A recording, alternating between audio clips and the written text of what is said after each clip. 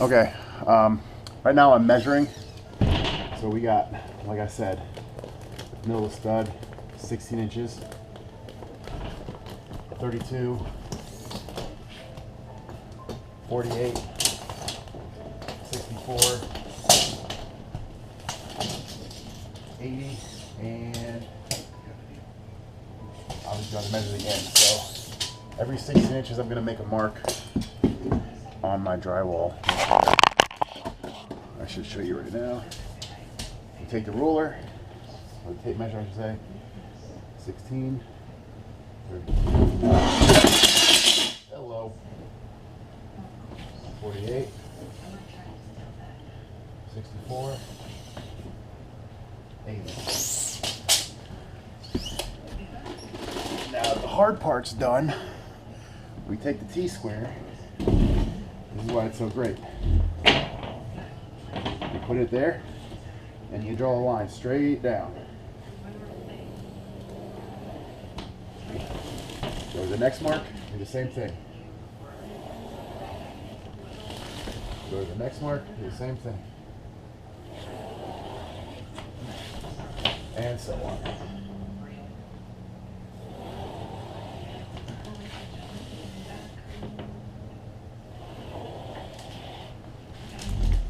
Now you probably ask yourself, why do we just do that?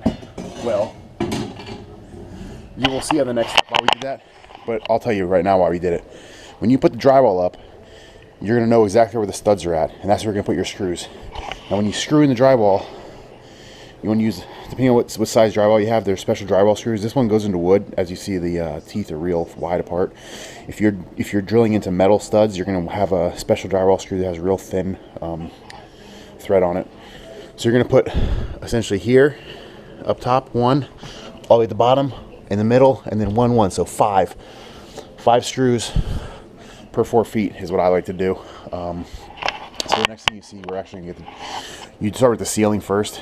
You get it as tight to the ceiling as you can, as possible.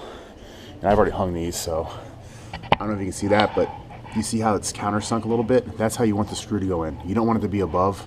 You don't want it to break the paper. If it breaks the paper, it's not, you get away with it in your inspections, but when they inspect it, they don't want to see a lot of really driven in screws where the paper's broken, because that's what actually helps hold the wall up, is the actual, the paper on both sides makes the drywall very strong. So the next thing you see will be us actually putting this up. Okay, I actually needed help getting this sheet up because it was so heavy.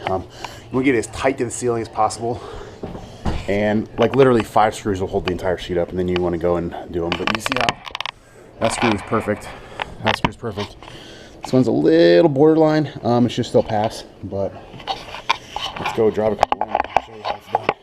I use a special drywall gun that actually countersinks them for you. It's by DeWalt. $79 at Home Depot. Not a big deal. I suggest you get one. But here we go. So this is about the middle.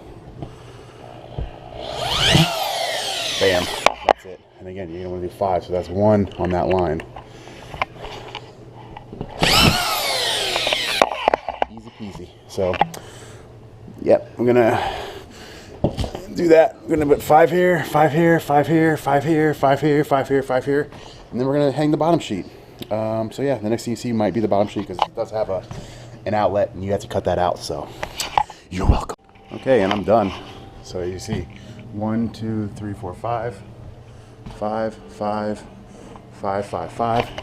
That baby's up there. Let me show you the ceiling. This is as close as I can get to the ceiling. And when you put the tape on, it's going to tape that gap completely closed, so you don't have to worry about that. But again, we got the rest of the room to do, but it's pretty simple. So yeah, I'll probably have to show you how to cut a piece with a knife.